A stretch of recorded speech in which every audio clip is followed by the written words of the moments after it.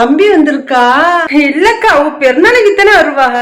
அப்பயே இவ்வளவு அலங்காரம், உதட்டுல மூஞ்சில என்ன சாயம் பூவும் அத்தருனா எங்க சொந்தக்காரங்களுக்கு கல்யாணம், அதான் போறேன். இப்படின்னா போனாதானே பெருமையா இருக்கும். இல்லப்பா, உங்ககிட்ட ஒண்ணு சொல்லட்டுமா?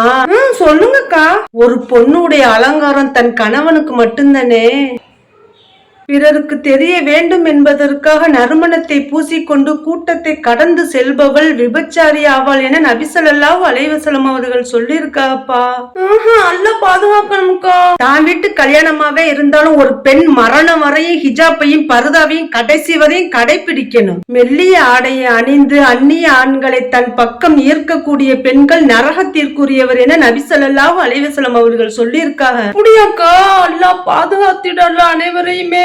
அது மட்டும் இல்ல, அல்லாஹ்வுக்கு பயந்தவங்க அல்லாஹ் பாதுகாக்க சொன்ன விதத்தில் கணவன் இல்லாத நேரத்தில் தம்மை பாதுகாத்துக் கொள்வார்கள்.